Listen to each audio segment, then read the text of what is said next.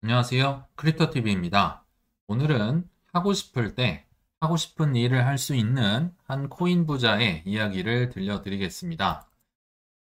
그 전에 모건 하우젤과 나심 탈레브 둘 다 워낙 유명한 베스트셀러의 작가인데요.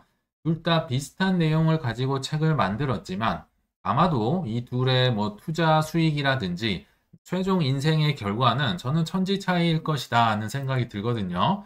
자, 그들의 유명한 책을 일단 살펴보자면 보걸 하우젤은 돈의 심리학에 이어서 최근에 또 불변의 법칙이라는 명저를 써낸 바 있습니다. 굉장히 재밌고 에피소드도 많고 하니까 좀 읽어보시면 좋을 것 같고요. 또 최근에 저희 채널에도 종종 등장하는 나심 탈레브 워낙 많은 명저를 집필한 바 있습니다. 대표적인 게 행운에 속지 마라, 앤티 프리젤, 블랙스완 등등 수많은 책들이 있는데요. 자, 이 두 가지 베스트셀러의 공통점을 찾아보자면요. 이 세상은 정말 수많은 불확실성과 운으로 가득 차 있다. 이게 동시에 말하고자 하는 바인데요. 나심 탈레브는 워낙 잘 아실 거고, 이 모건 하우젤 역시도 이 책의 초반을 어떻게 시작하냐면요. 나 이 책을 못 썼을 수도 있다. 그 이유가 스키를 굉장히 좋아했다고 하는데요. 베스트 프렌드 3명, 본인 포함해서 그들과 함께 스키 여행을 떠났다고 합니다. 근데, 그날따라, 스키에 다 젊으니까 자신이 있었겠죠. 근데 그날따라 차를 운전을 하고 싶었답니다. 보통 산을 넘는 여행을 하는데, 출발지가 있으면 도착지가 있겠죠. 그 출발지와 도착지가 다르기 때문에 그날따라 운전을 하고 싶어서 그냥 본인은 도착지로 차를 몰고 가고 나머지 이제 베스트 프렌드 2명은 이제 그 스키를 타고 내려왔는데 알고 보니 그날 산사태가 나가지고 그 2명이 죽어버린 겁니다. 본인은 일부러 운전을 하려고 한 게 아니라요. 그냥 그날따라 운전을 하고 싶어서 한 건데 덕분에 나는 살고 내 친구 2명은 죽어버린 거죠. 이만큼 불확실성과 운으로 가득 차 있다. 역시 이거는 이 모건 하우젤도 동의를 하거든요. 근데 동시에 이제 엄청난 차이가 하나 있는데요. 나심 탈레브는 시종일관 비판, 쉽게 말하면 건방 떨지 마라. 너의 성공 자체가 행운이다. 이거 통계학과 수학 공식을 들이내면서 너가 잘나서 된 거 아니야. 주식 투자든 뭐든 이거는 그냥 원래 있는 확률이지.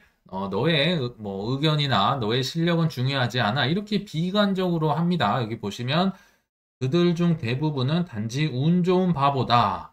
그냥 바보들이 운 좋게 맞췄다는 얘기인 거죠. 그러면서 이제 책에서는 해결책을 소개를 했다고 하는데 제가 기억에 남는 해결책은 없습니다. 그냥 다 비관적이고 준비를 열심히 해라 이 정도였던 것 같아요. 그러나 모건 하우젤은 좀 다른 의견을 제시합니다.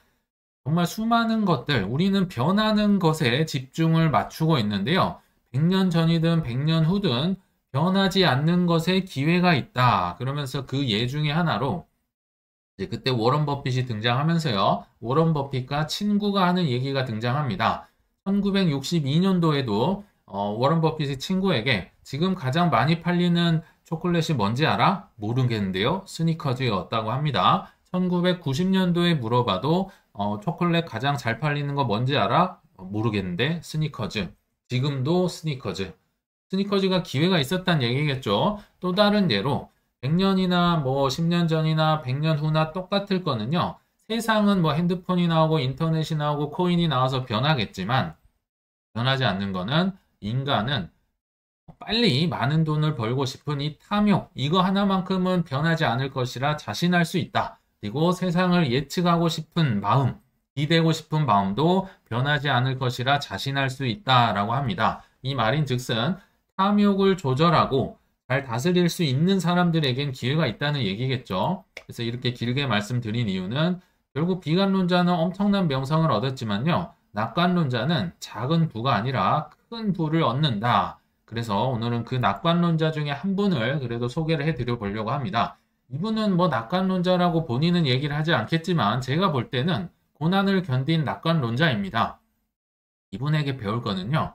하고 싶은 걸 하고 싶을 때 하는 능력. 결국은 이렇게 삶으로 보여주고 있잖아요. 그것도 하고 싶은 사람들과 보기 싫은 사람 보지 않으면서 하고 싶은 때 하는 거. 이게 너무 저는 부럽다는 생각이 드는데요.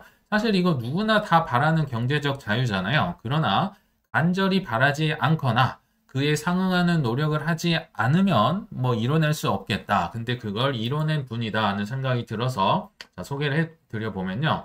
비트코인으로 사실 100조 원을 벌었다고 하기보다는요. 100조 원이 넘는 비트코인을 채굴한 분입니다. 뭐 한 130만 개 정도를 지금까지 채굴을 했다고 해요. 중국계 거물 뭐 왕춘이라는 이제 창업자인데요.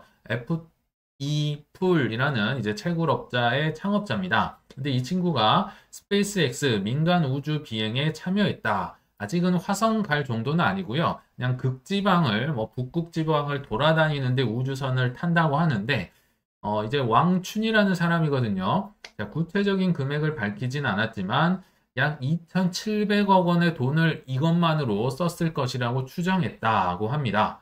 엄청난 돈이죠. 그리고 본인 혼자 가는 게 아니라요. 이따 보시겠지만 3명의 동료 비 그들이 타는 것까지 다 돈을 이렇게 냈다고 해요. 좀 통이 큰 플렉스를 이뤄낸 것 같은데요. 그리고 중국계였지만 지난해 뭐 세금도 있을 거고 또 중국에서 비트코인 한다면 뭐 잡아갈 거잖아요. 그래서 몰타의 시민권을 취득을 했다고도 합니다. 이 기사를 보면요. 이 친구의 평소 생각이 잘 드러납니다. 배울 게 있어서 한번 소개를 해드릴 텐데요. 왕춘, 이 친구는 아주 어릴 때부터 우주에 관심이 많았고 처음으로 민간인이 자신만의 매우 개인적인 임무를 계획하고 설계할 수 있게 돼서 난 너무 즐겁다 하는 건데요. 처음으로 민간인, 자기 얘기하는 거죠. 나 같은 사람이 개인적으로 내가 북극 보고 싶은데 여기에 우주선을 타고 간다? 그래서 나 지금 너무 행복하다 하고 하는데 여기서 알 수 있는 거는요. 이 친구는 돈이 목적이었을까요? 아니라고 생각이 듭니다. 왜냐면요. 돈이 아무리 많아도 이 2,700억 원이나 돈을 낸다? 단지 여행을 위해서? 아니요. 이 친구는 적어도 하고 싶은 걸 하려고 통 크게 베팅을 한 거고요. 또 하나. 자기만 가면 될 거잖아요. 근데 가고 싶은 사람들 비용까지 내주면서 한다. 이 사람은 정말 하고 싶은 걸 하는 진정한 부자라는 생각이 듭니다. 이 동료 3명 뒤에서 보시겠지만 어디서 만난가 봤더니 이 북극 인근 노르웨이 여행을 다닐 때 이 동료들을 다 만났었다. 그러면서요. 본인을 뭐라고 CNBC에서 소개를 하느냐. 몇 년간 100여국 방문을 했던 유목민이라고 소개했다. 실제로 비행기를 이 친구 트윗을 가보면요. 죄다 비행기 타는 트윗밖에 없거든요. 그러면서 유목민이라고 소개를 했는데 아니 이렇게 F2풀이라는 엄청난 채굴 기업을 창업했던 명함이 떡하니 있는데도 불구하고 나 그냥 돌아다니는 유목민인데요. 이렇게 얘기하는 게 인상적이지 않나요? 보통 이 정도 회사 갖고 있으면 회장, 우리나라 특징이죠. 회장, 한 500억 원만 넘어도 어깨에 힘 들어가고 하는데 난 유목민인데요. 이 얘기가 뭐냐면요. 이렇게 채굴업 사업을 궤도에 올려놓은 이후에는 하고 싶은 게 정말 많았거든. 하고 싶은 거 하면서 살고 있는 그냥 떠돌아다니는 사람이에요. 야, 이게 정말 진정한 부자가 아닌가 싶습니다. 그러면서 한 초대받은 3명 중에 한 분, 노르웨이의 영화 제작자거든요. 이 친구가 이제 우주선 타면서 뭐 다큐멘터리 같은 거 만들겠죠. 믿을 수 없었다. 믿을 수 없겠죠. 몇 천억 원짜리 선물을 받았으니까요. 이게 그 사진인데요. 이 친구가 왕춘입니다. 저보다도 어린 것 같다는 생각도 들고요. 이분이 아까 그 영화 제작자가 아닌가 싶은데 38살을 보면서 혹시 이분인가 싶기도 하고 아무튼 이 사진을 보면 혹자는 이렇게 얘기를 할 수 있겠죠. 운 좋게 돈 벌더니만 야 팔자 좋네 우주여행 다니고 좀 더 보시겠습니다. 물론 운이 좋은 건 인정합니다. 아까 뭐 나심 탈레브라든지 운이 이 세상에 생각보다 많은 부분을 차지하는 건 인정을 해야 됩니다. 근데 그것만으로는 성공을 설명을 할 수는 없습니다. 이 친구가 창업한 F2풀이라는 이제 비트코인 마이닝 채굴 기업인데요. 13년 5월 5일 우리나라로 치면 어린이날에 이 채굴 기업을 만들었습니다. 창업자 겸 대표는 마우스항인데요. 이제 공동 창업자가 왕춘이라는 분이고요. 한때 세계 3위권 채굴 기업이었는데 지금은 조금 떨어졌을 수도 있긴 하겠지만 아무튼 세계적인 채굴 기업 그리고 수많은 채굴기를 파는 기업 중에 하나입니다. 근데 시작은 운이라고 했었죠. 뭐 누구에게나 운은 찾아오는 것 같아요. 11년도 5월 달에 왕춘은 인터넷으로 우연하게 컴퓨터로 비트코인을 채굴할 수 있다는 뉴스를 보게 되면서 아마 비트코인이었겠죠. 아마 암호화폐라고 써 있었지만 이 뉴스를 보면서 이제 자료들을 찾아보고 시작을 해봤겠죠. 그러니까 시작은 운으로 했지만 채굴도 해보고 특히 비트코인이 5달러에서 7달러로 한 뭐 몇 프로인가요? 한 20% 올랐나요? 굉장히 많이 오르는 걸 보면서 사보고 채굴도 해보고 하면서 이제 채굴 회사까지 급기야 2년 만에 차렸다는 얘기인데요. 사람들이 간과하는 게 있습니다. 엄청나게 실패를 하면서 채굴을 하는데 그것도 중국인으로서 엄청나게 많은 시련을 겪었겠죠. 실패하고는 여기에 나와 있지는 않지만 아무튼 11년간 이렇게 채굴을 하면서 성공 궤도를 올라왔다고 보입니다. 제가요, 이 왕춘이라는 친구의 뭐 트윗이라든지 유튜브 뭐 웬만한 곳은 다 뒤져본 것 같습니다. 그 중에 하나를 찾았는데요. 무려 11년이 지났습니다. 창업한 지 11년이 됐다는 거죠. 13년 5월 5일자로 채굴을 시작하다가 이제 11년이 지난 5월 5일자로 보니까 약 130만 개의 비트코인을 채굴했네요. 이렇게까지 써 있는데 아까 잠깐 말씀드렸지만요. 11년간 중국인으로서 그것도 비트코인 채굴업에 종사한다는 의미가 어떤 건지 아실까요? 중국 하면 규제의 끝판왕이죠. 중국인으로서도 불리한데요. 또 전 세계가 정말 죽이려 들었던 채굴업, 비트코인은 사기다, 도박이다. 이 채굴업에 종사를 했다. 그냥 눈을 감고 있으면요. 이 사람의 인생이 저는 그려집니다. 엄청나게 수많은 어려움을 극복했을 거란 생각이 듭니다. 지금의 이 퍼드라든지 비관론가는 상상도 할 수 없습니다. 예전에는요, 정말 나라가 중앙은행이 IMF가 죽이려고 했기 때문에 비트코인 죽었다. 한 700번, 800번은 들었을 거고요. 어마어마한 이제 폭락을 수없이 맞이를 함에도 불구하고 이제 살아남았다는 건데요. 제가 하나 감동적인 건 이분의 수많은 트윗이나 기사나 여러 가지를 보더라도 나 중국 규제 때문에 힘들었어. 중국도 규제하고 미국도 규제하고 인도도 하고 뭐 일본도 하고 다 했었잖아요. 힘들었어. 나 죽겠어. 쟤만 없으면 좋겠어. 이런 거 한 번도 찾아본 적이 없습니다. 뭐 물론 어떤 코인을 좀 팔았어. 뭐 샀어. 이런 거는 제가 찾았는데요. 이 얘기인 즉슨 참 이분도 고생은 많이 했지만 낙관론자였구나. 끝까지 포기하지 않았구나. 이런 생각이 들어요. 제가 트윗 다 찾아봤다고 했었잖아요. 몇 개 사진을 보여드리면 이 친구가 왕춘인데요.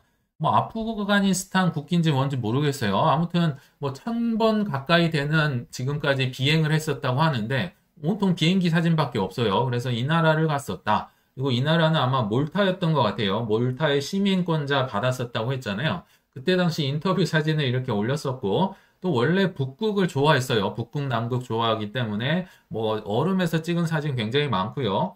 여기는 어떤 나라까지는 제가 확인은 못했는데 여기 본인들이 아마 이렇게 만들어 놨을 거예요. 이 모래성을 쌓았는데 가만히 보시면 여기에 스페이스 X라고 써 있거든요. 아마 이 친구가 썼을 겁니다. 이 사람의 꿈은요. 물론 돈도 많이 버는 건데 그게 목표가 아니라 나 우주여행 진짜 해보고 싶어. 요거 스페이스 X 타고 싶어. 얼마나 좋아하면 이거 성을 쌓아가지고 여기에 쓰고 다닙니까? 근데 그거를 이제 실현하게 해줬구나. 정말 고생하다가 결국 목표한 바를 이뤘다. 저는 부럽다는 생각도 듭니다. 자, 그럼 한번 생각을 해보시면요. 배울 점이 있을 것 같아요. 이런 분들은.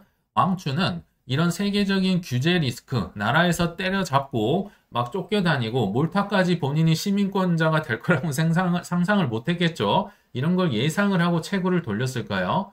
그럴 리는 없습니다. 만약에 알았다고 하면 안 했을 겁니다. 너무 힘들기 때문에요. 그리고 또 하나 예측의 의미가 없다. 저번에 그 불변의 법칙 거기 책을 보시면 나오는데 이코노미스트라는 영국에서 뭐 전 세계적으로 유명한 정치 경제 잡지잖아요.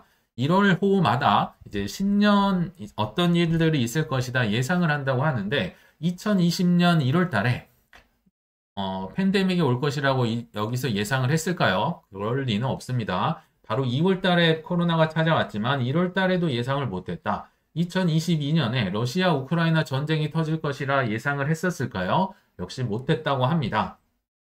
이만큼 한치 앞을 알 수가 없는 거고요. 오히려 뭐 폭락이라든지 폭등을 뭐 이렇게 예상을 한다고 뭐 어떤 클래스가 있고 돈을 받고 나 이번에 잘 피했어. 뭐 다음에는 이때 오를 거야. 뭘 콕 집어서 한다면 오히려 그분은 뭐 사기에 가까울 수도 있다. 그걸 어떻게 압니까? 그것도 돈을 받아가면서 이거는 그냥 폭락이 오더라도 그냥 원칙대로 하면서 정도로 밀고 가는 게 오히려 저는 꿋꿋한 낙관론자의 원칙 있는 태도다 생각이 듭니다. 예를 들면 이런 거죠. 11년간을 지금 채굴업자로서 일을 했는데 땡땡 연도는 이거 너무 힘들 것 같아. 채굴기 쉬고 그냥 채굴도 하지 않고 채굴기도 파지 않고 쉴까? 뭐 예상을 할 수 있으면 이렇게 할 수 있어야겠죠. 근데 그럴 리는 없습니다. 그냥 꿋꿋이 뭐가 오더라도 밀고 나가서 성공을 했다는 생각이 들거든요. 자, 여기에서 이제 우리로서 한번 적용을 해보겠습니다. 어떤 걸 배울 수 있을까? 왜 이거 투자 이거 별거 아닌 것 같고 그냥 몇 번 클릭해가지고 뭐 되는 것 같죠? 쉬워 보이는데 왜 힘들지? 근데 예전에 말씀드렸지만 제가 종필이 형, JP 모건이죠. 그리고 레리핑크, 헤지펀드, 뭐 시타델, 피델리티 수많은 기업들과 기관들과 나라들과 우리는 경쟁을 하고 있습니다. 같은 판 안에서 지금 싸우고 있는데 우리만 모를 뿐이에요. 부동산간 천지차입니다. 부동산은 개미들끼리 싸우지만 투자 뭐 특히 코인이나 주식은 이들과 같이 하고 있기 때문에 생각보다 많이 어렵다. 뭐 언론까지 장악을 하잖아요. 그리고 또 하나 폭락이 오면요. 왜 나는 왕춘이나 세일러, 마이클 세일러보다 더 힘들지? 사실 따지고 보면요. 이들이 더 힘들어야 됩니다. 우리야 뭐 많아야 뭐 몇억, 뭐 몇십억 가끔 있긴 하지만요. 보통 우리는 떨어져 봤자 얼마 되지도 않아요. 근데 이 친구들은 그냥 전 재산에 뭐 세일러는 특히 빚까지 해가지고 온통 비트코인 세계에서 거의 제일 많이 가지고 있는데 폭락이 오면요. 이들의 손실은 감당할 수 없습니다. 뭐 정말 청산이 되네 수많은 공포가 있고 왕춘도 마찬가지겠죠. 근데 왜 이 친구들은 그래도 견뎌내고 왜 우리는 더 힘들까? 한번 잘 생각을 해보셔야 될 것 같아요. 원래는 이 친구들이 더 힘들어야 될 거잖아요. 그리고 또 하나 1%, 2%를 걸러내는 과정이라고 하잖아요. 투자가 뭐 주식도 부동산도 코인은 더더욱 그렇습니다. 근데 그럼 내가 남들과 다른 노력을 뭘 하고 있을까? 한번 곰곰이 생각을 해 보셔야 됩니다. 내가 아무것도 안 하거나 그냥 유튜브 몇 개 보고 뭐 좋을 것 같아서 알트를 투자했다. 그러면 그냥 뭐 이건 남 좋은 일 시킨다고 계속 말씀을 드렸죠. 그리고 왜 나는 같은 코인을 저 사람이랑 같이 투자를 하는데 나는 왜 이게 불안하고 안전한지 왜 옆에 물어보고 저기 물어보고 물어보면서 투자를 할까? 이것도 한번 가만히 생각을 해 보셔야 돼요. 분명히 내가 좋다고 해서 투자를 했는데요. 너무 불안합니다. 그리고 떨어지면 뭐 살 돈도 없고 야, 이건 믿음이 막 흔들리고 장난 아니죠. 이런 경우는 정말 돈 벌기가 너무 어렵다. 한번 깊이 생각을 해보자는 겁니다. 결국은 제가 드리고 싶은 얘기는요. 고생한 것도 없고요. 실력한 것도 없지만 두세 배는 또 싫다고 하잖아요. 이게 한국인들의 전형적인 얘기입니다. 두세 배 내가 그거 먹으려고 했어. 그래서 비트코인 안 사고 이더리움 안 사는 거잖아요. 근데 뭐 실력도 없습니다. 고생한 것도 없어요. 11년간 뭐 7년간 8년간 고생한 거 있습니까? 그러니까 이런 분들을 두고 제가 좀 과하게 표현하면요. 이게 바로 사기입니다. 그리고 도둑이에요. 고생한 게 없고 실력이 없는데요. 두세 배도 싫다고 알트를 안 사는 거, 아니 비트코인, 이더리움을 안 사는 거, 사기당하기 딱 좋은 거 아닙니까? 이게 인간의 탐욕이고요. 100년 전에도 있었고 100년 후에도 앞으로도 계속 있을 겁니다. 그렇기 때문에 요걸 좀 잘 알면 좋겠다. 이런 사람이 사기를 당하기 쉽다. 이거는 사기고 도박이고 이렇게 접근을 하면 정말 돈을 잃기 쉽다는 걸 좀 말씀을 드리고 싶었습니다. 그래서 결론이 왔는데요. 투자도 결국은 노력한 만큼 가져가는 정직한 시장임을 하루라도 빨리 아셨으면 좋겠습니다. 그리고 내 실력과 고생한 결과보다 더 큰 수익을 빨리 거두려는 마음, 결국은 몇 년 만에 이걸 접을 수 있느냐에 따라서 내 경제적 자유의 시기도 결정된다는 걸 말씀드리면서 이만 물러가겠습니다. 시청 감사합니다.